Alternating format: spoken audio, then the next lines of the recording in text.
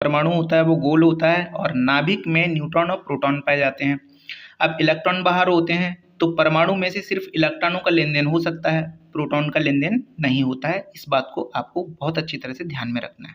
जैसे कि हमें सोडियम परमाणु में इलेक्ट्रॉन प्रोटॉन न्यूट्रॉन की संख्या पता करनी है, तो उसे पता करने के लिए हमें सबसे पहले हमें पता होना चाहिए कि सोडियम का परमाणु क्रमांक कितना होता है, तो 11 होता है और इसकी द्रव्यमान संख्या कितनी होती है, तो ये 23 होती है। ये आपको पहले से पता होना चाहिए।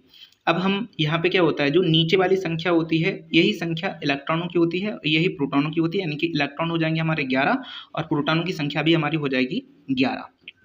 और जब हम न्यूट्रॉन की बात करते हैं तो न्यूट्रॉनों की संख्या कितनी हो जाएगी, तो ऊपर वाली संख्या में से, बड़ी संख्या में से आप छोटी वाली संख्या के लिए घटा दीजिए, तो यहाँ पे जो संख्या आएगी वो आएगी हमारी 12।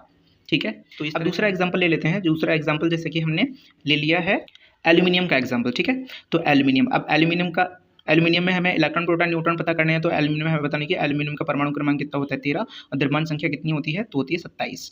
तो अब हमारे लिए क्या करना है कि इसमें देखो इलेक्ट्रॉन कितने होंगे, तो इलेक्ट्रॉन होंगे 13। ठीक है, जो ये संख्या होती है ये इलेक्ट्रॉन की संख्या, ये प्रोटॉन की संख्या होती है। तो प्रोटॉन की संख्या कितनी होगी, तो प्रोटॉन की संख्या भी आपकी 13 ही होगी। न्यूट्रॉन की संख्या कितनी होगी, तो हमें पता है कि बड़ी संख्या में से छोटी संख्या घटा देते हैं, तो इसका मतलब न्यूट्रॉन की संख्या निकल के आएगी 14। अब अगर कोई कहे कि सोडियम प्लस में इलेक्ट्रॉन प्रोटॉन न्यूट्रॉन की संख्या बता दीजिए, तो आपको क्या करना है, आप सोडियम प्लस को एक बार के लिए सबसे पहले आप सोडियम जो मूल परमाणु होता है इसका, तो हमें पता है इसका परमाणु क्रमांक होता है 11 और द्रव्यमान संख्या होती है इसकी 23। तो हमें पता है कि इसमें इलेक्ट्रॉन की संख्या 11 है और इतने ही प्रोटॉन होते हैं। प्रोटॉन की संख्या आपकी कितनी हो जाएगी, 11 है, और न्यूट्रॉन की संख्या क्या होती है, तो न्यूट्रॉन की संख्या में 23 में से आप 11 घटाओगे तो हमारा बचेगा 12। तो कुल मिला के ये आपका सोडियम परमाणु के लिए है। लेकिन सोडियम प्लस की बात करें, प्लस का मतलब है कि एक इलेक्ट्रॉन निकल गया है, ठीक है, ना कि प्रोटॉन निकल गया, एक इलेक्ट्रॉन निकल गया।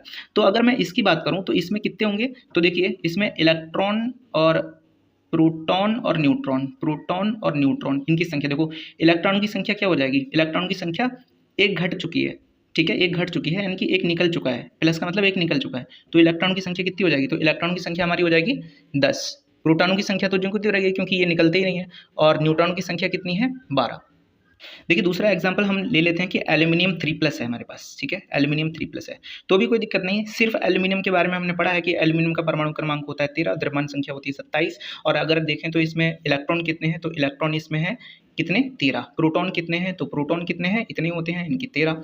और न्यूट्रॉन कितने हैं, तो न्यूट्रॉन कितने हैं, 27 में से अब 13 घटाइए, कितने बचेगा, 14। अब Al3+ में ये सारी संख्याएं, तीनों संख्याएं Al3+ के लिए निकालते हैं। तो इलेक्ट्रॉन देखो, इलेक्ट्रॉन कितने हैं, थे अभी 13 में से चूंकि यहाँ पे 3 इलेक्ट्रॉन निकल गए हैं तो माइनस का 3 करोगे तो कितना बचेगा आपके पास, 10। तो इलेक्ट्रॉन की संख्या यहाँ पे निकल के आएगी 10। ठीक है, अब प्रोटॉन की बात करें तो प्रोटॉन की संख्या देखो, प्रोटॉन तो निकलते नहीं है तो 13 ही रहेगा। ठीक है, इसी तरह से आपको पता है कि न्यूट्रॉन जो को रहेगा, ये भी नहीं निकलते हैं, तो ये हो जाएगा आपका 14। अब एक एग्जाम्पल लेते हैं और देखते हैं कि क्लोरीन में इलेक्ट्रॉन प्रोटॉन न्यूट्रॉन की संख्या कितनी है। तो देखो इसमें इलेक्ट्रॉन की संख्या 17 है, दिख रही है आपको, प्रोटॉनों की संख्या आपको दिख रही है कितनी है, तो ये भी 17 है। लेकिन अगर हम न्यूट्रॉनों की संख्या की बात करें तो न्यूट्रॉनों की संख्या कितनी होगी, 35 में से आप 17 घटाओगे कितना बचेगा, 18। तो कुल मिला के न्यूट्रॉनों की संख्या कितनी निकल के आ गई, 18 निकल के।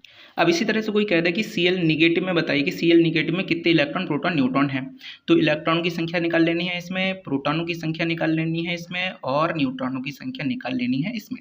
तो अब देखिए, चूंकि हमें पता है कि इलेक्ट्रॉन कितने थे मूल परमाणु में, 17, और इस पे नेगेटिव लगा है, इसका मतलब एक इलेक्ट्रॉन ले लिया है। तो इलेक्ट्रॉन ले लिया है, ना कि प्रोटॉन ले लिया है, तो एक यहाँ पे, तो कुल मिला के हमारे कितने हो जाएंगे इलेक्ट्रॉन हो जाएंगे हमारे 18।